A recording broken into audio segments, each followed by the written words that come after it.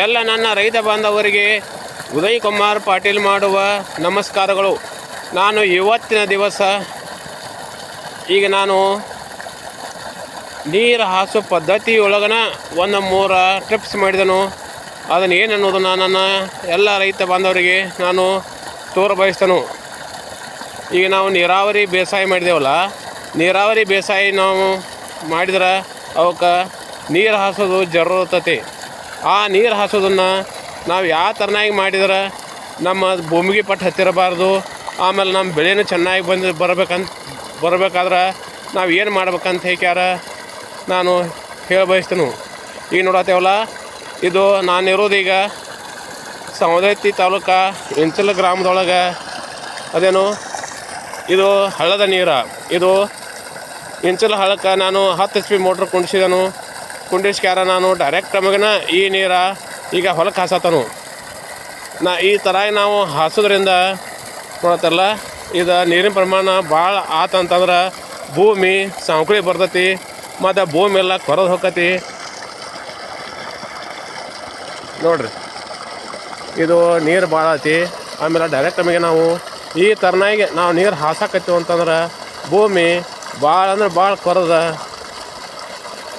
ಮಣ್ಣು ಭಾಳ ಸೌಕರ್ಯ ಆಕತ್ತಂತ ಕ್ಯಾರ ನಾನು ಬಯಸ್ತೇನೆ. ಅದಕ್ಕೆ ನಾವು ಏನು ಮಾಡ್ಬೇಕಂತಂದ್ರೆ ಈ ಥರನಾಗಿ ನಾವು ನೀರು ಹಾಸಿದ್ವಿ ಅಂತಂದ್ರೆ ಇದು ಭೂಮಿಗೂ ಹಾನಿ ಐತಿ. ಆಮೇಲೆ ಎಷ್ಟು ಪ್ರಮಾಣ ನಾವು ನೀರು ಬಿಟ್ಟೆವು ಅಂತಂದ್ರೆ ಇದು ಬೆಳೆಗಳಿಗೂ ಈ ನೀರು ಸರಿಯಾಗಿ ಮುಟ್ಟೋದಿಲ್ಲ. ಅದಕ್ಕೆ ಆಗಿ ನಾವು ಏನು ಮಾಡ್ಬೇಕಂತಂದ್ರೆ ನಮ್ಮ ನೀರಿನ ಪ್ರಮಾಣ ತಕ್ಕ ನಾವು ಈಗ ಆಧುನಿಕವಾಗಿ ಏನು ಉಪಕರಣ ಬಂದಾವಲ್ಲ, ಅದರಿಂದ ನಾವು ನೀರು ಹಾಸೋ ಪದ್ಧತಿಯನ್ನು ಮಾಡೋಣ ಬರ್ರಿ. ನಾನು ಈ ಸದ್ಯ ನಾನು ಆಧುನಿಕ ಒಳಗೆ ಒಂದು 3 ಮೆಥಡ್ನ ಮಾಡಿದ್ದಾನೆ. ನಾನು ಇದು 1ನೇ ಮೆಥಡ, ಇದು ಪೈಲ ನಾವು ರೂಢಿ ಒಳಗಿದ್ದ ಮೆಥಡ್. ಈಗ ನಾನು ಏನು ಮಾಡ್ಯಾನು 2ನೇ ಮೆಥಡ, ಆಧುನಿಕವಾಗಿ ಏನು ಉಪಕರಣ ಬಂದಾವಲ್ಲ ಅದರಿಂದ ನಾನು ಬೆಳೆಗಳಿಗೆ ನೀರು ಉಣ್ಸಾತನು. ಅದನ್ನು ಯಾವ ಥರ ಉಣ್ಸಾತ ಅನ್ನೋದನ್ನು ನಾನು ತೋರಿಸ್ತಾನೆ ಬರ್ರಿ.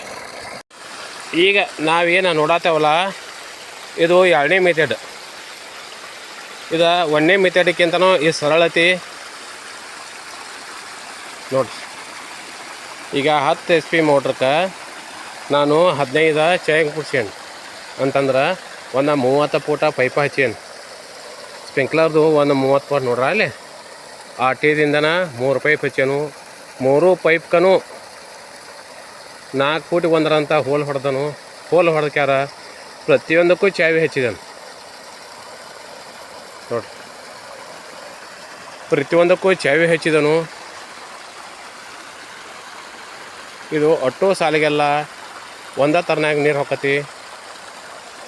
ಇದು 1ನೇ ಮೆಥಡ್ಕಿಂತ ಇದು ಭಾಳ ಸರಳತಿ. ಆಮೇಲೆ ಇದರಿಂದನೂ ನೀರು ಸರಿಯಾಗಿ ಹಾಯ್ತೈತಿ. ಇದನ್ನು ನಾವು ಏನು ಮಾಡ್ಬೇಕಂದ್ರೆ ನಮ್ಮ ನೀರಿನ ಪ್ರಮಾಣದ ಮ್ಯಾಗನ ಈಗ ನಾವು ಇದನ್ನು ಪೈಪ್ ಹೋಲ್ ತೆಗಿಬೇಕು, ಪೈಪ್ ಹಚ್ಬೇಕು. ಇದು ನಾನು 10 HP ಮೋಟ್ರ್ ಐತಿ. ನಾನು 10 HP ಮೋಟ್ರ ಇದು 15 ಸಾಲ ಮಟನೂ ಹೊಂಟತ್ತಿದ್ದು. 15 ಚಾವಿ ಕುಂಡ್ಸೇನು ನೋಡತ್ತರಲ್ಲ. ಇದಕ್ಕೆ 15 ಚಾವಿ ಇದಾವೆ. ಅವು 15 ಚಾವಿನೂ ಯಾವ ಥರನಾಗಿ ನೀರು ಹೋಗಿತಾವ ಅಂತ ಯಾಕ್ಯಾರ ನಾನು ನಿಮ್ಗೆ ತೋರಿಸ್ತಾನೆ ಬರ್ರಿ.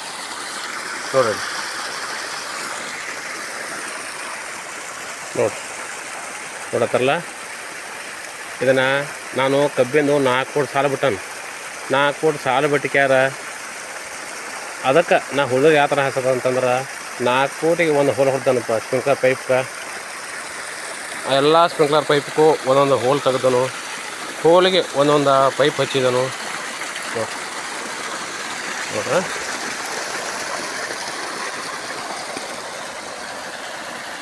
ಈ ಥರನಾಗಿ ನಾನು ಭೂಮಿಗೆ ನೀರು ಉಣ್ಸತನು. ಇದು ನಾವು ಏಕಕಾಲಕ್ಕನ ಒಂದು 15 ಸಾಲು ತೊಯ್ತಾವು ಗೊತ್ತಲ್ಲ. ಈ ಥರನಾಗಿ ನಾವು ಈಗೇನು ಈ ಉಪಕರಣ ಅದಾವಲ್ಲ ಇವ್ರ ಮುಖಾಂತರ ನಾವು ಹಿಂಗೆ ನಾವು ನಮ್ಮ ವ್ಯವಸಾಯವನ್ನು ಮುಂದುವರಿಸಿರುವಂತಂದ್ರೆ ಈಗ ನಮ್ಮ ನೀರು ಹಾಸೋದು ಹಗರಕತಿ, ಮತ್ತು ಬೆಳೆಗೂ ಚಲೋ ಆಕತಿ. ಮತ್ತು ಇದನ್ನು ಮುಂದೆ ನಾವು ನನ್ನ 3ನೇ ಮೆಥಡ್ಗೆ ತೋರಿಸ್ತಾನೆ ಬರ್ರಿ. ಈಗ ನನ್ನ ಮೂರನೇ ಮೆಥಡ್ ಏನಂತಂತಂದ್ರೆ ಈಗ ನೋಡತ್ತೇವಲ್ಲ, ಈಗ ಎರಡನೇ ಮೆಥಡ್ದೊಳಗೆ ನಾವು ಚಾವಿ ಹಚ್ಚಿದೆವು, ಚಾವಿಯಿಂದನೇ ಡೈರೆಕ್ಟ್ ನೀರು ಬಿಟ್ಟಿದ್ದು. ಈಗ ಮೂರನೇ ಮೆಥಡ್ದಾಗ ಏನಂತಂತಂದ್ರೆ ಈಗ ನೋಡತ್ತೇವಲ್ಲ, ಆ ಚಾವಿಗೆ ಮುಂದೆ ನಾವು ನಿಪ್ಪಲ್ ಹಚ್ಬೇಕು. ಯಾಕಂದ್ರೆ 2ರಿಂದ 3 ಫೂಟ ನಿಪ್ಪಲ್ ಹಚ್ಬೇಕು. ಈ ಥರನಾಗಿ ನಿಪ್ಪಲ್ ಹಚ್ಚಿದ್ರು ಅಂತಂದ್ರೆ ಭಾಳ ಸರಳಮಗೆ ನೀರು ಹಾಯ್ತೈತಿ. ನೋಡ್ತಾರಲ್ಲ, ಒಂದೊಂದು ಚಾವಿಗೆ ಒಂದೊಂದು ನಿಪ್ಪಲ್ ಹಚ್ಬೇಕು.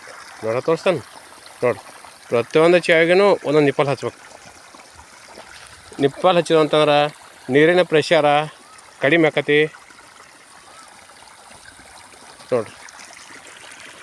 ನಾನು ಪ್ರತಿಯೊಂದು ಪೈಪ್ಗೂ ಒಂದೊಂದು ನಿಪ್ಪಲ್ ಹಚ್ಚೀನಿ ನೋಡಿರಿ. ಈ ಥರನಾಗಿ